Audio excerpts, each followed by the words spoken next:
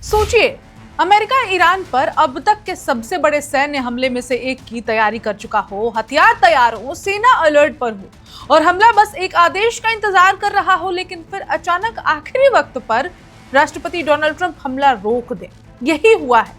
Trump ने अपने truth social post में दावा किया है कि अमेरिका ईरान पर प्रस्तावित बड़े सैन्य हमले को फिलहाल रोक रहा है, क्योंकि ईरान और कुछ मध्य पूर्वी देश की ओर से बातचीत के जरिए संभावित समझौते की शुरुआती बिंदुओं पर सहमति बनने की बात सामने आई है। ट्रंप ने दावा किया है कि अमेरिकी सेना पूरी तरह तैयार थी और हमला ऐसे सैन्य ताकत के साथ किया जा सकता था जैसी द्वितीय विश्व युद्ध के बाद शायद ही कभी देखी गई हो, लेकिन आखिरी समय में कूटनीति ने सैन्य कार्रवाई को रोक दिया। जिसके बाद एक सवाल है जो सभी जानना चाहते हैं, आखिर ऐसा क्या हुआ कि ट्रंप ने आखिरी वक्त पर पूरी तैयारी के बाद से हमला रोक दिया। नमस्कार, मेरा नाम है ऋचा पराशर और आप देख रहे हैं वन इंडिया हिंदी।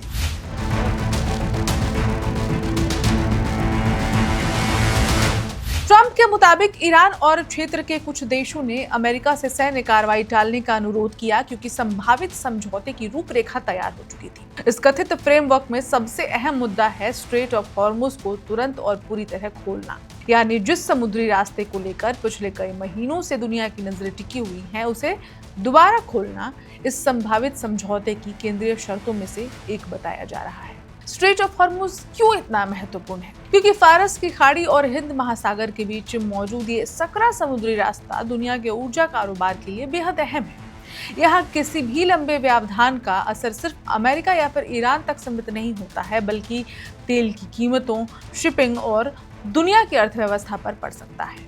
लेकिन कहानी का दूसरा हिस्सा और भी महत्वपूर्ण है। ट्रंप ने कहा कि संभावित समझौते में ईरान के कथित परमाणु खतरे को खत्म करने का मुद्दा भी शामिल होगा। हालांकि अभी ये स्पष्ट नहीं है कि परमाणु कार्यक्रम को लेकर वास्तव में क्या शर्तें होंगी और उनका सत्यापन कैसे किया जाएगा। और यहीं से इस पूरी कहानी पर सबसे बड़ा सवाल खड़ा होता है, क्या सचमुच कोई समझौता हो चुका है? अभी इसका जवाब साफ तो नहीं है। ट्रंप ने समझौते की रूपरेखा बनने की बात कही है, लेकिन ईरान की तरफ से ऐसी किसी अंतिम डील की स्वतंत्र पुष्टि सामने नहीं आई। इसके उलट ईरानी पक्ष से ट्रंप के दावे को खारिज किए जाने की रिपोर्ट भी सामने आ रही है। यानी फिलहाल हमारे सामने एक ऐसी स्थिति है जहां अमेरिका कह रहा है कि बातचीत ने हमला रोकने की वजह पैदा कर दी है, जबकि तेहरान इस दावे को उसी तरह स्वीकार करता दिखाई नहीं दे रहा है। और ये पहली बार भी नहीं है जब इस संघर्ष में सैन्य कार्रवाई के बीच कूटनीति ने अचानक मोड़ लिया हो।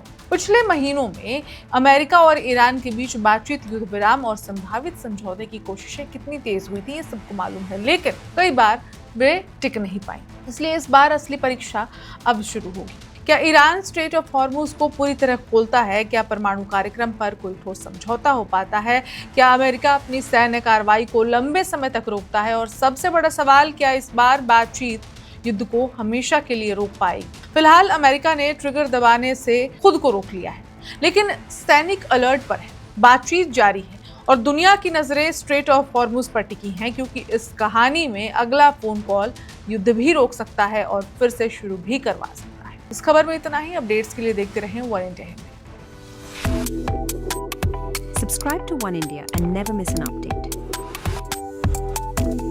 Download the One India app now.